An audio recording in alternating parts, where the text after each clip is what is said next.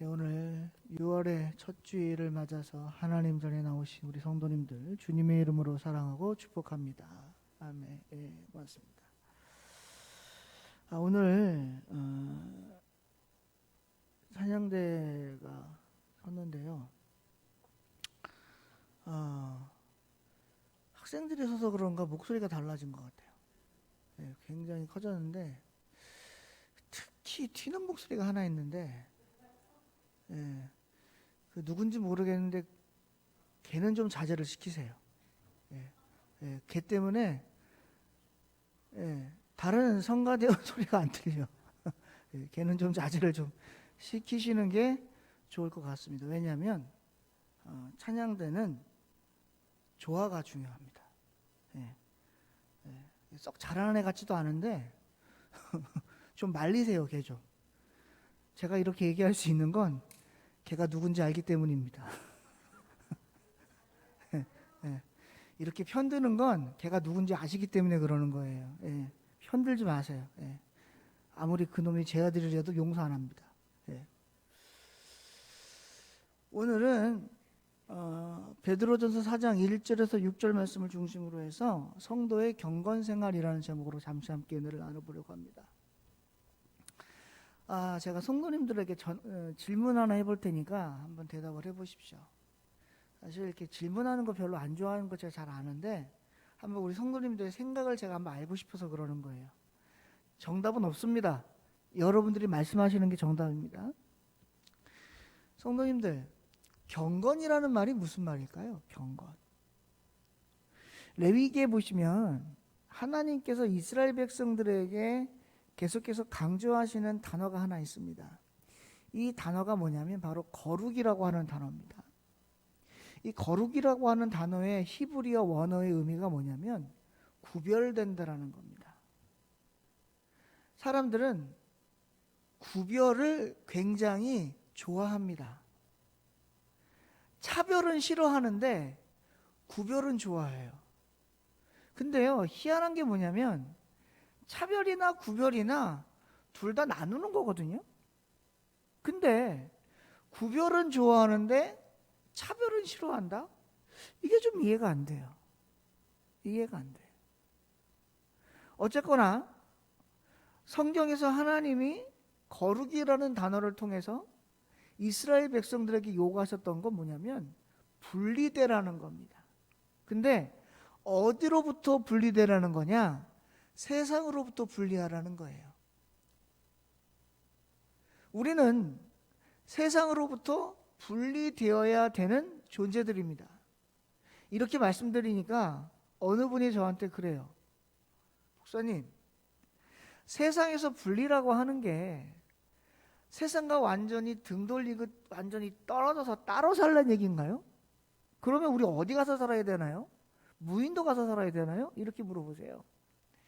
그렇게 질문하시는 건, 이렇게 말씀드려 죄송하지만 그렇게 질문하시는 분의 수준이 초등학생 수준밖에 안 되는 거예요.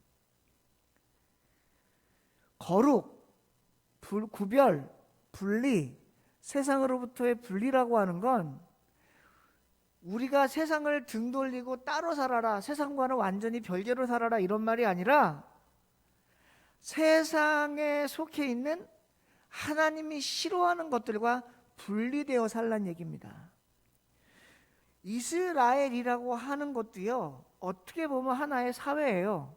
여러분, 얘가 예전에 학교 다닐 때 배웠던 사회라고 하는 과목 안에 보면 사회를 어떻게 정의하고 있냐면 작은 사회와 큰 사회로 구분을 하거든요. 사회에서 가장 작은 사회는 무엇을 얘기하냐면 개인을 얘기해요. 개인도 사회예요. 그 다음에 큰 사회가 어떤 사회냐면 가정입니다. 가정. 그 다음이 뭐냐면 내가 속해 있는 마을이에요.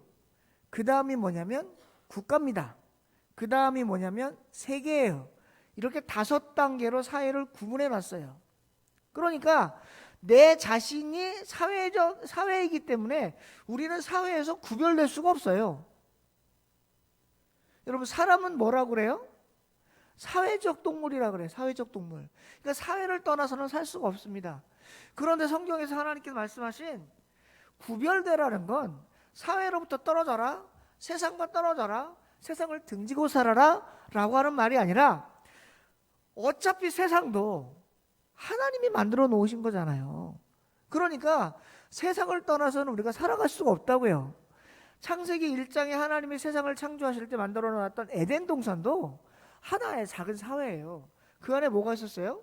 하나님이 만들어 놓으신 사람, 하나님이 만들어 놓으신 식물들, 하나님이 만들어 놓으신 물고기, 하나님이 만들어 놓으신 새들, 하나님이 만들어 놓으신 동물들이 한데 어우러져 사는 하나의 사회인데 우리가 어떻게 사회에서 세상에서 떨어져 살아요? 말도 안 되는 거예요. 근데 거룩해라, 구별되라, 분리되라, 나뉘어라 라고 하는 건 하나님이 싫어하는 곳으로부터 떨어져 살아라 그런 말이거든요. 그러면 경건이 뭘까요? 경건이. 제가 거르고 말씀드렸어요. 그럼 경건이 뭘까요? 경건. 경건은 무슨 말이냐면 거룩한 무리들이 갖춰야 할 덕목이에요. 더 쉽게 말씀드릴게요. 아까 거룩이 뭐라고 그랬어요? 세상으로부터 분리, 즉 하나님이 싫어하는 것으로부터의 분리, 구별이라고 그랬잖아요. 그러면 그렇게 분리된 존재들이 가져야 할 덕목이 뭐냐? 그게 경건이에요. 그럼 경건 생활은 뭘까요? 경건 생활. 경건 생활은 그것을 어디까지 연결시키느냐? 삶으로까지 연결시키는 걸 경건 생활이라고 해요. 오늘 베드로가요, 당시에 있었던 하나님의 성도들에게, 그리스도인들에게 편지를 보내는데 사장 1절에 뭐라고 얘기를 하냐면 그리스도께서 이미 육체의 고난을 받았으니까 너희도 같은 마음으로 갑옷을 삼으라 이렇게 얘기를 해요. 베드로가 있던 이 시기는요, 베드로가 예수님이 12제자로 있었던 그 시대와는 다릅니다. 예수님은요, 베드로가 이렇게 얘기하기 전에 이미 수십 년 전에 십자가에 돌아가셨어요. 지금 베드로의 상황은 예수님의 제자로 있었던 그 상황이 아니라 예수님께서 예수님의 12제자들을 사도로 세우시고 교회의 사역자로 세우신 다음에 이제 베드로도 죽음을 앞에 놔두고 이 편지를 쓴 거예요. 그러니까 지금 베드로의 입장은 단순히 예수님 밑에서 가르침을 받고 훈련을 받던 제자의 신분이 아닌 그것을 뛰어넘어 이제 제자를 두었던, 목회를 했던 사도의 입장에서 이 편지를 쓴 거예요. 그래서 사도 베드로는 뭐라고 얘기했느냐? 이미 육체의 고난을 받으셨음을 강조하고 있는 거예요. 그 말은 무슨 말이에요? 예수님이 우리를 위하여 십자가에 죽었음을 확인해 주는 거예요. 이걸 누구에게 확인시켜 주는 거예요? 당시에 있었던 그리스도인들에게. 왜? 베드로가 이 편지를 쓸 때 당시의 상황은 로마의 황제로부터, 우리가 잘 알고 있는 네로라고 하는 황제입니다. 이 네로라고 하는 황제로부터 당시 그리스도인, 기독교인들이 굉장한 핍박과 압박을 받을 때예요. 우리가 알다시피 네로라고 하는 황제는요, 기독교를 굉장히 박해를 많이 했는데 어떻게까지 박해했냐면 뭐 감옥에 가두고 고문을 하는 건 그건 일반적인 거고요. 사람을 죽일 때요, 굉장히 잔인한 방법으로, 특별히 기독교인들을 잔인한 방법으로 죽이는데 세 가지 방법을 동원했는데요. 첫 번째 방법이 뭐냐면 우리가 이탈리 로마에 가면 콜로세움 경기장이라고 있잖아요. 그 콜로세움 경기장 안에다 몇 주씩 굶겨놓은 맹수들을 풀어놓고 기독교인들에게 양의 가죽을 씌워놓고 운동장에 풀어놓습니다. 그러면 맹수들이 어떻게 해요? 양의 가죽을 입은 사람을 공격해서 잡아먹어 버리는 거예요. 산채로. 그거를 콜로세움 경기장에 수많은 사람들을 데려다 놓고 구경시키는 거예요. 그런 방법이 하나 있었고, 또 하나는 뭐냐면 당시 예수 믿는 사람들 어떻게 죽였냐면, 죄송합니다. 아침부터 죽이는 말씀 드려서. 어떻게 죽였냐면 살아있는 채로 껍질을 벗겨버려요. 껍질을 벗겨. 그래서 죽였어요.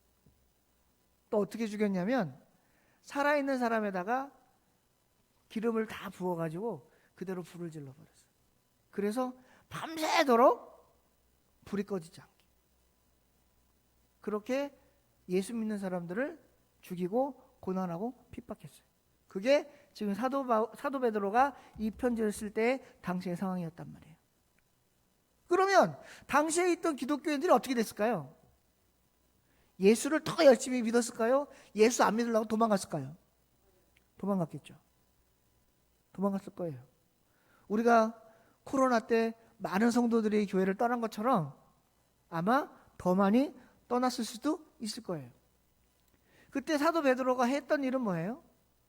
당시에 믿음이 떨어지고 믿음이 연약해지고 예수 믿기를 두려워하고 신앙생활 하기를 두려워했던, 신앙을 갖기를 두려워했던 많은 사람들에게 편지를 쓰면서 얘기하는 거예요. 얘들아, 우리는 거룩한 사람들이야. 하나님이 우리를 따로 구분해 놓았어. 하나님의 자녀라고. 그리고 우리를 위해서 예수님이 십자가에 이미 돌아가셨잖아.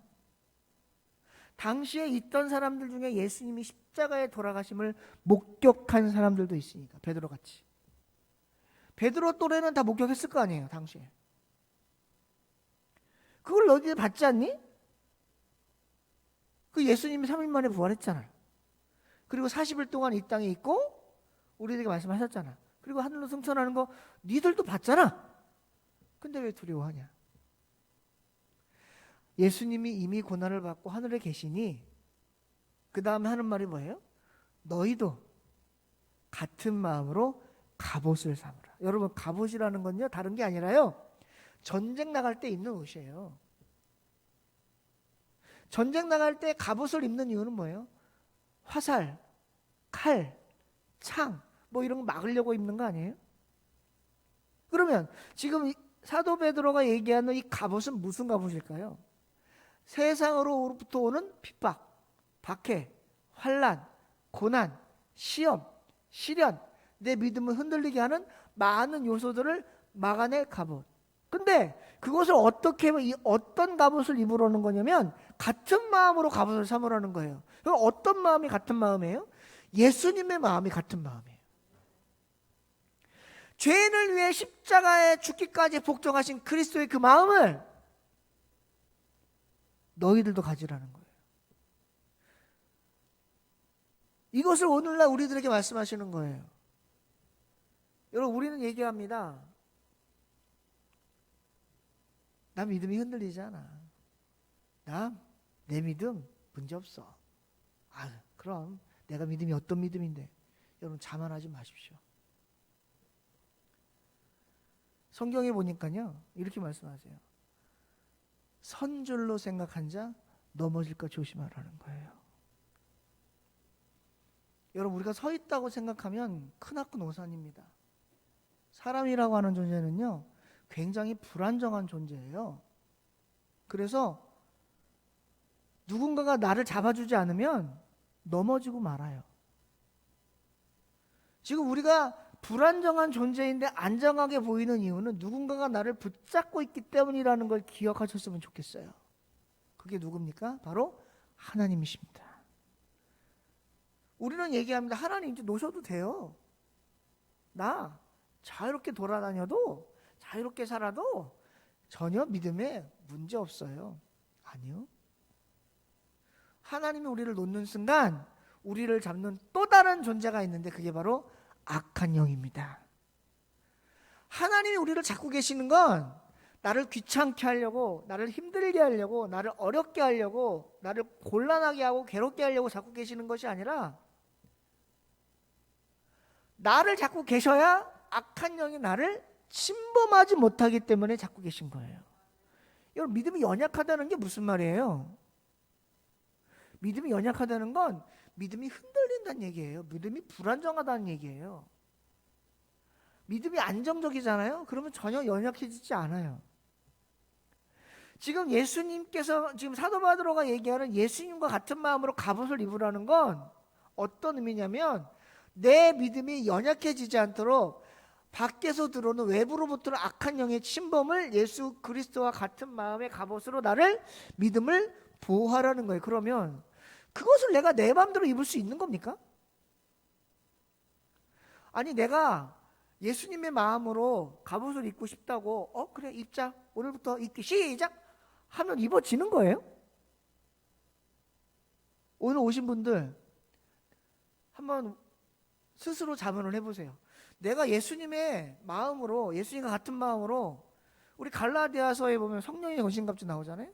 성령의 전신갑주를 내가 입고 싶다고 막 입을 수 있나? 입을 수 있어요? 못 입을걸요? 성령의 전신갑주도 누가 허락해야 입는 거예요? 하나님이 허락하셔야 입는 거예요. 그럼 누구에게 허락하실까요?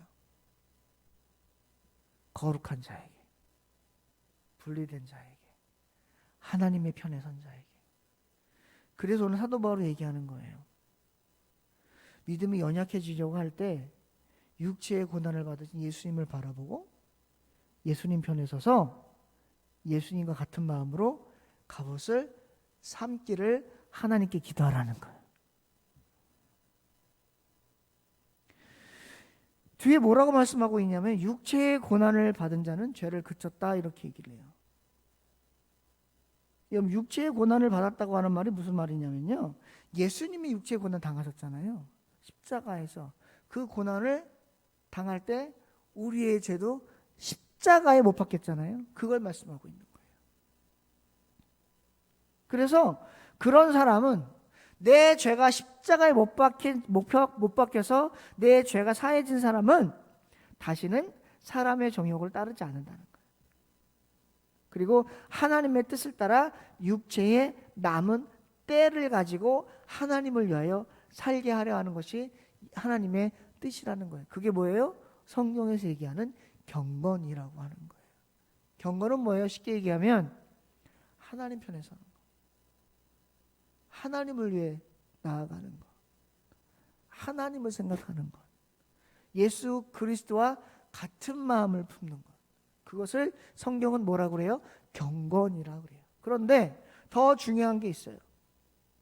경건만 가지고 있으면 안 된다는 거예요. 뭘 가져야 되느냐? 생활을 가지라는 거예요.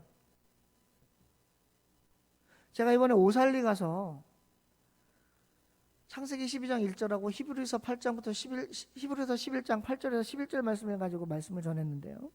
그때 제가 이런 말씀을 전한 적이 있어요. 말씀을 전하면서 이런 얘기를 했어요. 신앙과 신앙생활은 다르다 그랬어요. 신앙은 믿을 신, 바라보랑 믿고 바라는 게 신앙이에요. 근데 생활은 믿고 바라는 그것을 오롯이 나의 삶으로 옮기는 거예요. 생활의 한자가 뭐예요? 살생, 움직일 활. 그러니까 삶으로 움직이는 것. 신앙을 삶으로, 생활로 살아가는 것으로 나타내고 움직이는 게 신앙생활이거든요.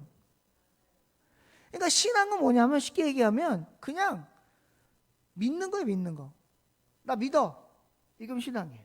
나 하나님 믿어? 신앙이에요. 근데 뭐가 없어요? 생활이 없어요. 제가 거기 가서 거기 오신 분들에게 이렇게 질문을 드렸어요. 여러분들의 신앙을 뭘로 증명할 거냐? 거기 오신 분들한테 당신들의 신앙이 있다고 하는데 당신들의 신앙을 뭘로 증명할 거냐? 여러분, 우리들의 믿음을 하나님이 보여내. 야, 너 믿음 있어? 너 나에 향한 믿음이 있어? 그거 좀 나한테 보여줘봐. 뭘로 증명해요? 말로 증명합니까? 나 하나님 사랑한다니까요. 나 하나님 믿는다니까요. 나 하나님 안 되니까요. 나 하나님을 위해서 뭐든지 한다니까요. 말로 합니까? 아니에요. 뭘로 나타내야 돼요? 결국엔 행함으로 드러날 수밖에 없어요. 우리 하나님께 기도하잖아요. 하나님, 믿음의 열매를 맺게 하여 주시옵소서. 여러분, 믿음의 열매가 뭘까요? 믿음의 열매. 믿음의 열매는 결국 믿음의 결실이죠. 그건 결국요, 행함으로밖에 나타낼 수가 없어요. 이것을 오해하면 야, 행함이 있어야 믿음이 있는 거네, 이렇게 오해할 수 있는데 그렇지 않아요. 아무리 행함이 있어도 믿음의 결과가 믿음과는 관계가 없어요. 내가 착한 일을 하고 선한 일을 하는 게 나의 믿음과 무슨 상관이 있어요? 세상에서 불우이웃 돕게 하고 뭐 이렇게 뭡니까? 오지나 이런 데 가서 좋은 일 하고 연말연시 돼서 뭐 연탄 배달하고 무슨 뭐 사랑의 도시락 나눠주고, 이게 나의 믿음하고 뭔 상관이 있어요? 전혀 상관이 없어요. 그런데 내가 믿음을 가지고 그것을 하면 그것이 예수 그리스도의 사랑을 드러내는 거예요. 삭개오가요, 왜 예수님께 칭찬받았는 줄 아세요? 삭개오가 어떤 사람인지 우리 다 알아요. 일단 저보다 키가 작아요. 저처럼 그러면 안 되겠구나. 나는 나무에 안 올라가도 예수님 보였을 거니까. 나보다 작은 난쟁이 같아요, 아무리 봐도. 그러니까 나무에 올라갔겠죠? 근데 그는 욕심장이었고 세리장이었어요. 그리고 부정과 비리를 저지른 사람이었단 말이에요. 그러니 당시 유대인들이 얼마나 싫어했겠어요. 다 그 사람 보고 뭐라 그랬어요? 삭개오를 보고 죄인 이렇게 낙인을 찍어버렸어요. 근데 여리고에 예수님이 지나간대요. 그 여리고에 예수님이 지나가는데 삭개오도 예수님의 소문을 들었으니 얼마나 예수님이 보고 싶었을까요? 근데 사람들이 안 끼워주는 거예요. 왜? 삭개오를 미워하니까. 절로 가. 좀 들어오려고 그러면 발로 뻥 차버리고. 니까지 어디 예수님을 보려고 그래? 그러니까 삭개오의 방법이 뭐예요? 에이, 좋다. 나무로 올라가자. 돌 감람나무로 올라가 버렸어요. 그리고 예수님은 이러고 나무에 쳐다보는데 예수님이 그 수많은 사람 중에 누구를 선택하신 거예요? 누구의 이름 부르셨어요? 삭개오를 부르셨어요. 난 그것도 신기해. 왜 하필이면 삭개오였을까? 근데 더 신기한 건 뭐예요? 삭개오야 내려와라. 내가 오늘 너희 집에 유숙해야 되겠다. 그 말 듣자마자 너무 좋아가지고 예수님 집으로 모셨잖아요. 그리고 극진히 대접했죠. 그리고 아무도 시킨 적이 없어요. 근데 삭개오가 뭐라 그래요? 예수님 있잖아요. 제가요 도둑질한 거 4배로 갚을게요. 그리고 내 재산 절반 뚝 띄워가지고요 불우한 사람 도와줄게요. 그 누가 시켰어요? 아무도 시킨 사람 없어요. 근데 삭개오가 그렇게 얘기를 했어요. 그러자 예수님이 뭐라고 하셨어요? 오늘 이스라엘의 구원이 이 집에 이르렀다 이렇게 했어요. 삭개오가 이스라엘 백성이 되어버리고 만 거예요. 이스라엘의 구원자가 되고 구원자 안에 들어가게 된 거예요. 왜요? 뭐 때문에요? 그의 행함이. 근데 그 행함이 어디서 나타났어요? 예수님을 몰랐을 때 행함은 관계가 없는 거예요. 믿음하고. 근데 예수님을 알고 예수님을 집에 모셨고 그리고 뭐 한 거예요? 자신의 죄를 고백한 거예요. 예수님, 저 사실은요 그동안 나쁜 짓 많이 했어요. 세리장이 하면서 100원 걷어야 되는데 300원 걷어가지고 200원 제가 갖고 100원 올리고 막 그랬어요. 그랬더니 재산이 많아지긴 했는데 물론 이렇게 성경이 구구절절하게 나오질 않습니다. 제가 그냥 각색을 해본 거예요. 이렇게 제가 부자가 됐는데 지금 예수님 만나고 나니까 이게 다 부질없네요. 저요 재산 딱 절반 잘라가지고요 일단 불우한 사람 다 도와줄게요. 그리고 나머지 절반 중에서 제가 착복한 거 있으면 다른 사람에게 4배 갚을게요. 여러분 그러면 삭개오에게 재산이 남아있을까요? 없을까요? 안 남아있을 거예요. 근데 삭개오의 마음에 뭐가 넘쳤을까요? 기쁨이 넘치고 감사가 넘치고 은혜가 넘쳤을 거예요. 어떻게 그럴 수 있었을까요? 예수님을 만난 다음에 그런 일이 벌어졌어요. 생활이 뭡니까? 신앙 생활이 뭐예요? 경건 생활이 뭐예요? 내가 예수님을 알고 예수님을 믿었고 예수님을 통해서 구원을 받았으면 그것을 삶으로 드러내는 걸 경건 생활, 신앙 생활이라고 하는 거예요. 그래서 오늘 3절에 뭐라고 얘기를 하냐면 너희가 음란과 정욕과 술 취함과 방탕과 향락과 무법과 우상숭배를 하여 이방인의 뜻을 따라 행하는 것은 지나간 때로 족하다. 즉 무슨 말이에요? 너네가 그동안 예수 믿기 전에 이러한 짓 했잖아. 그런데 이건 이제 지나간 때로 놔둬. 왜? 이제 너희들은 예수님의 같은 마음으로 예수님이 십자가에 죽으심을 믿는 사람으로 새롭게 거듭난 사람들이니까 이제부터 이런 짓 하지 마. 너희는 어떻게 살아야 되냐면 하나님의 뜻을 따라 살아야 돼. 하나님의 뜻을 따라 산다는 건 무슨 말이에요? 4절 말씀 볼게요. 이러므로 너희가 그들과 함께 그런 극한 방탕에 다름질하지 아니하는 것, 이게 하나님 뜻에 살아가는 거예요. 그런데 세상 사람들은 그걸 이상하게 여긴다는 거예요. 왜? 세상 사람들은 앞에서 얘기했던 음란, 정욕, 술 취함, 방탕, 향락 이런 것들을 뭐로 여겨요? 인생의 즐거움으로 여기잖아요. 사람들이, 예수님을 믿지 않는 사람들이 세상에서 무슨 낙으로 살아갈까요? 여러분, 우리는 예수 믿는 사람들이잖아요. 우리 예수 믿는 사람들은 세상을 무슨 낙으로 살죠? 신앙생활 하는 낙으로 사는 거예요. 하나님 앞에 나와 예배드리고 찬양하고 성경 말씀 보고 기도하고 이런 낙으로 사는 거잖아요. 세상 사람들은, 그럼 우리는 누구 중심으로 사는 거냐? 하나님 중심으로 사는, 쉽게 얘기하면 우리는 무슨 낙으로 사는 사람들이냐? 하나님 중심으로, 성삼위일체 하나님 중심으로 사는 낙으로 살아가는 사람들이에요. 세상 사람들은 누구 중심으로 살아가는 거예요? 자기 중심으로 살아가는 거예요. 그럼 누가 좋은 대로 해요? 자기가 좋은 대로 해요. 자기가 좋은 대로 하는 건 결국 뭘 한다는 거예요? 육체가 원하는 대로 살아간다는 거예요. 그건 결국 뭐 하겠다는 거예요? 죄 짓겠다는 거예요. 죄는 누가 좋아하는 거예요? 악한 영이 좋아하는 거예요.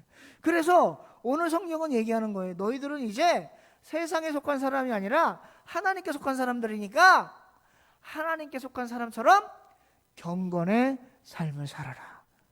여러분, 경건의 삶을 사는 사람을 성경은 뭐라고 불러요? 성도라고 불러요. 오늘 오신 분들, 저를 포함해서 이 자리에 계신 분들은 다 예수 그리스도를 통해서 구원받으신 분들인 줄로 믿습니다. 예수 그리스도를 통해서 구원받으신 분들은 다 하나님의 자녀라는 사실을 믿으시기를 바랍니다. 하나님의 자녀이신 분들은 결국 어떤 사람들이냐? 성경에 얘기한, 레위기에서 얘기하는 거룩한 자, 거룩한 무리, 그것을 두 글자로, 한자로 뭐라고 해요? 두 글자로 성도. 저와 여러분은 모두가 성도라고 하는 하나님이 불러주시는 이름이 있다는 사실을 기억하셨으면 좋겠어요. 그런 자들에게 오늘 사도 베드로는 요구합니다. 뭘요? 경건생활.